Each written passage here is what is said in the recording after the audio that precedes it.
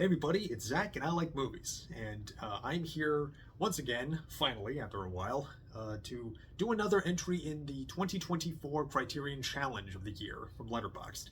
And today's entry is from prompt number 13, Virtually Reality. This is reviewing a movie that sort of blends fiction and non-fiction stylings, and I went with kind of an essential of that style of movies. This is 1968's SYMBIOPSYCHOTAXIPLASM, Take 1, from director William Greaves. So this is going to be a little tricky to describe. Even with footage and context, it's a little tricky to really nail. And this is probably going to be one of the more niche movies I talk about in this entire series. So it starts with actors in Central Park running their lines, and the director, Bill Greaves, he's instructing his crew on filming. It's not just actors doing the parts. It's like two or even three pairs of actors running the same lines, running the same scene and the same lines over and over again in various different ways. And Bill, he's got a camera on him, and he's talking to camera B. He's got camera A, and camera A and camera B, they're gonna film the actors. And then there's camera C, who is filming the crew. Filming the behind. It's basically doing the behind the scenes making of stuff. But Bill's direction is very vague and kind of almost unfocused. Trying to find the movie find the scene in the moment, kind of thing. The way that they'll play out certain certain ways the scenes will play out.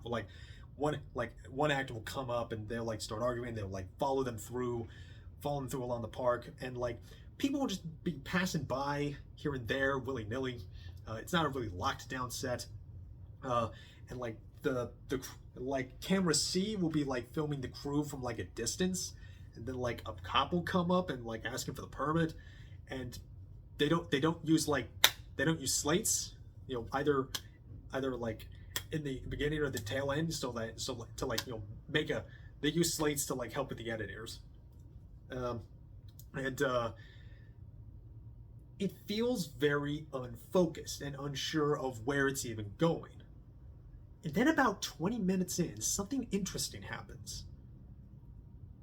The crew, the film crew, the film crew that is working with Bill, shooting these actors, they have met in a room, and they're filming them having kind of a little film mutiny.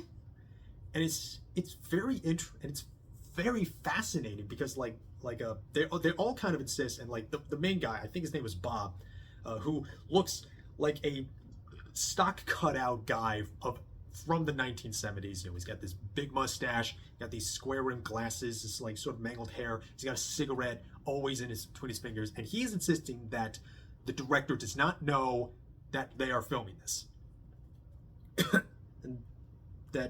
and they're all trying to discuss what kind of movie this is, what is even motivating Bill to make it, and they're all sort of questioning if he's even good at directing. But again, they're all insisting that Bill doesn't know this, but they're filming it anyway just in case Bill wants to use this. And as they're even saying that, this scene will quash down in the edit, where it's in a triple split screen between cameras A and B, or maybe even B and C. And it's fascinating because now you're starting to really question, wait, did Bill intend this to happen? As in, did Bill 4D chess his way into intentionally performing intentionally directing badly in order to hope that that his crew would kind of do a revolt over here and record themselves doing a revolt and then talk about what they would do and what they're even doing, and like questioning whether or not Bill is actually even if he's like outside the door, hoping that this scene would like work the way that it is playing out, or if this is like Bill finding this and then like using that footage of the like crew mutiny in the edit of the film. And it is so fascinating because there's like it's like a synecdoche of it's a synecdoche of a movie in conversation about itself being a synecdoche. And it's, again, like, if you're not following me, I don't blame it. It's okay. This is kind of something that's like basically geared towards I feel like a lot of film students would really be into this. Like it's sort of this like that vague idea of like, what if making the film became the film? And it's kind of this weird it's kind of a documentary, but it's all of them like filming a fictional scene, but then like maybe it's fictional in the sense that Bill himself is like playing a part, like he's playing like some version of himself, and it feels like or like maybe it's some weird kind of performance art that he's like turning into a piece. And it does make you and like part of the fun is just kind of this ambiguity of like trying to figure out how far this rabbit hole goes, how much layers of meta there is, because oftentimes it'll just kind of like even just like turn to the side and let like there's like for like I don't know like feels like 10, it's not a long movie, it's like 60, no, it's like 75 minutes long, but there's a moment where it like just has this like, I think it was a homeless guy, this like French-ish homeless guy, just like Bill just kind of let him ramble and talk, and the way everything's gone on, and like the way that even like the crew's just kind of standing around, just like looking at each other, like waiting on Bill and recording everything. You don't know, you're not entirely sure if like this is just like some guy that just wandered in on the set, and like Bill just like let him talk, and he keeps going on and on and on. I didn't, merci beaucoup. That's not French. That's Jewish. It's very Jewish.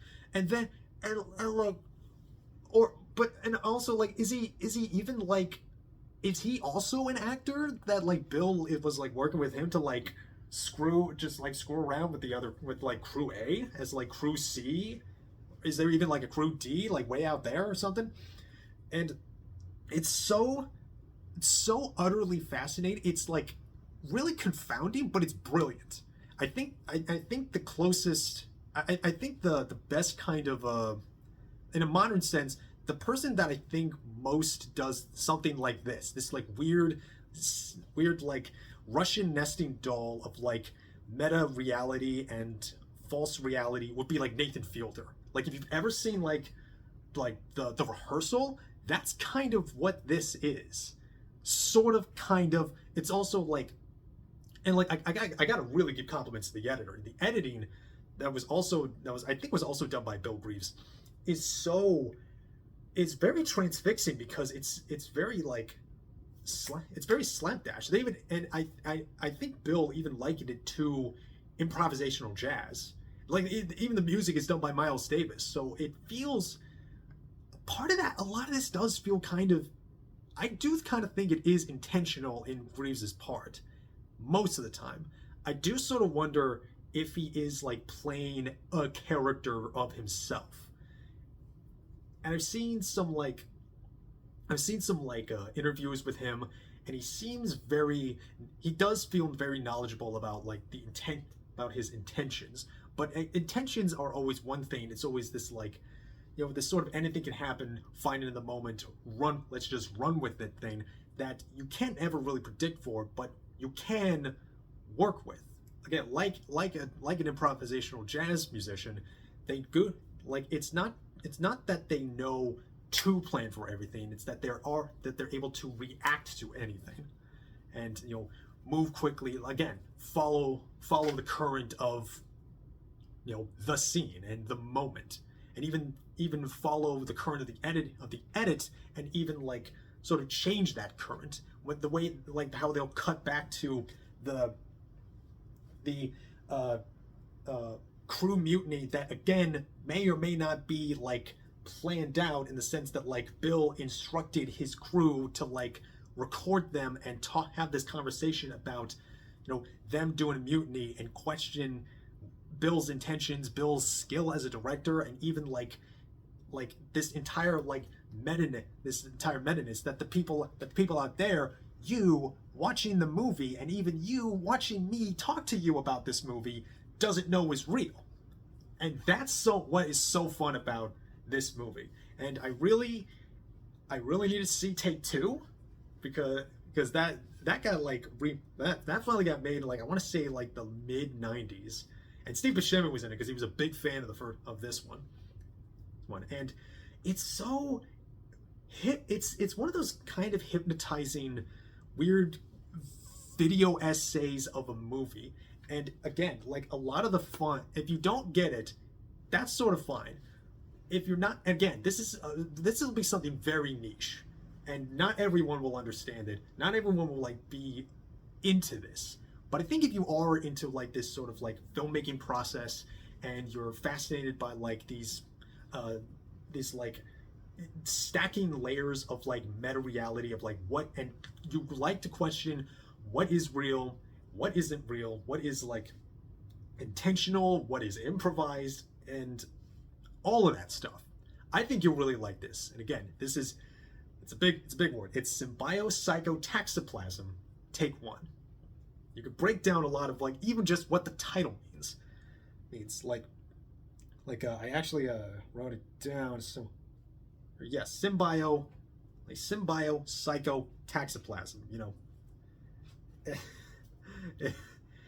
Like I could kind of go on, but like I feel like I just start rambling again, and just start to lose the threads that like I even have to like compliment the Criterion cover, because it's like a sideways photo of like the crew just kind of sitting down and listening to Bill, and like there's like red lines of like trying to trace, like almost like a conspiracy board. They're trying to like the cover itself is trying to trace where things are going, and like what is and isn't there and whatnot.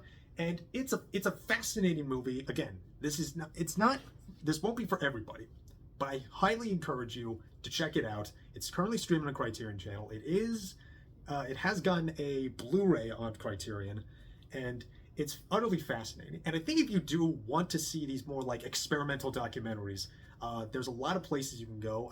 I know Mubi has some, but I also, since I'm me, I have to recommend something off the shelf. Where is it? Searching. It's down. No, it's a little up here. Maybe it's up here. No. Where is it? Where'd it go? I know I have it. Oh no. Uh-oh.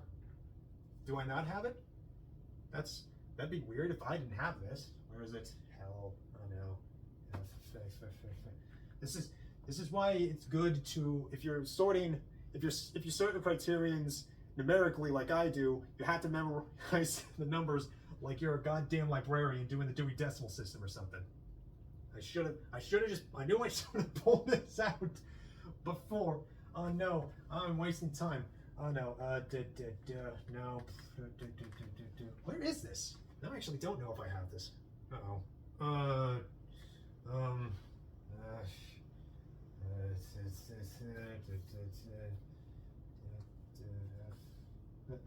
Here we go. That took forever. Now, have to highly recommend another experimental documentary that does do similar line blurring of fiction and nonfiction. This is Orson Welles' F for Fake. It is a utterly fascinating, utterly brilliantly edited movie that, like I said, really plays with like trickery and lies and fiction and metafiction. And yeah, I think yeah, highly recommend this. Highly recommend SYMBIOPSYCHOTAXIPLASM. I thought this was utterly fascinating. I will probably keep thinking about this movie and keep guessing and second guessing and third guessing, just like Bill wanted me to. Probably, definitely, absolutely, like he wanted me to. So, I don't know, reductive rating. I guess I don't know, 8 out of 10. I don't know what. How do you even rate a movie like this? I don't know. But yeah, that's the movie. I thought it was great. I think it's definitely. I think it definitely. Again, rambling, repeating myself, broken record. I really loved it. I thought it was great. Definitely check it out. I will keep going on Criterion channel on this Criterion challenge. It's really fun watching these. Sorry I've been a little out of it lately. I just finished playing Lies of P, and if you played Lies of P, you understand. So yeah, I'll see you later. I'll be watching more movies, and I hope you watch more movies too. See you then.